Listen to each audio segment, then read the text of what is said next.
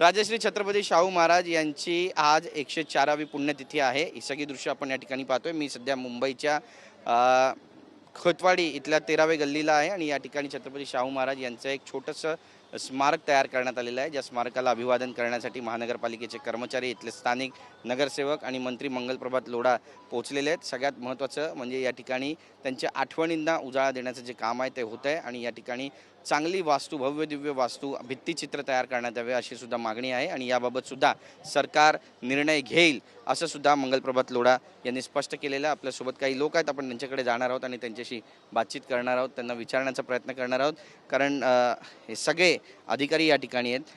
काय नेमकी मागणी आहे आपण पाहतोय। या ठिकाणी छत्रपती शाहू महाराज यांनी शेवटच्या आयुष्याचे क्षण घालवले होते आणि पन्हा लॉज या ठिकाणी होता, छत्रपतींचा राजवाडा होता आणि मी जाण्यास तयार आहे, डर कुछ नहीं है, सबको सलाम बोलो, हे त्यांची शेवटची वाक्य होती। इथल्या स्थानिकांची काय भावना आहे, गिरगावकरांची?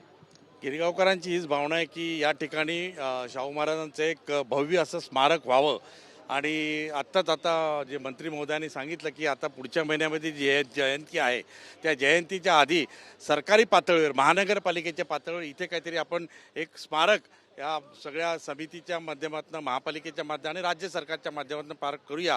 कारण अवघं 48 वय लाभलेला हा नेता किती दूरदर्शी होता, किती दूरदृष्टी होती हे अख्ख्या भारताने नाही जगाने पाहिलेलं आहे। आज पोलंडमध्ये सुद्धा महाराजांची जयंती साजरी होते, पुण्यतिथी साजरी होते। हेच या महाराजांचं खरं मोठं भव्यपण आहे। स्मारक समिती आहे आणि त्यांनी मागणी केली या ठिकाणी भव्य दिव्य असं काहीतरी व्हायला पाहिजे। काय नेमकं व्हायला पाहिजे अशी मागणी? इथे एक स्मारक व्हायला पाहिजे आणि त्या स्मारकामध्ये नुसतं पुतळे नसावेत, त्याच्यामध्ये एखादं विद्यादान असावं, एखादं वसतिगृह असावं, म्हणजे ज्या म्हणतात ना तळागाळातल्या लोकांसाठी, डॉक्टर बाबासाहेब आंबेडकरांसाठी जे असे हे महाराज झटले, म्हणजे बडोद्याचे असतील आणि कोल्हापूरचे शाहू महाराज यांचं जे योगदान आहे समाजाप्रती त्याचं प्रतिबिंब इथे झालं पाहिजे, ही आमची मागणी आहे। नक्की सरकार पूर्ण करेल असा विश्वास आहे? नक्की करेल, नक्की करेल, नक्की। धन्यवाद आमच्याशी बातचीत केल्याबद्दल। तर आपण पाहतो या ठिकाणी भव्य स्मारक असायला हवं अशी मागणी केली जाते, एक दालन असायला हवं, अभ्यास केंद्र असायला हवं अशी पण मागणी होते। नेमकं सरकार याबाबत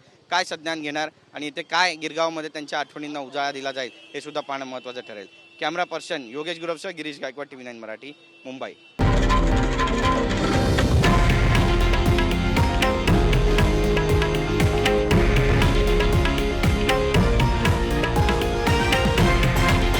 हे आहे देशातील नंबर 1 न्यूज नेटवर्क आणि आपण पाहत आहात TV9 मराठी, एकमेव।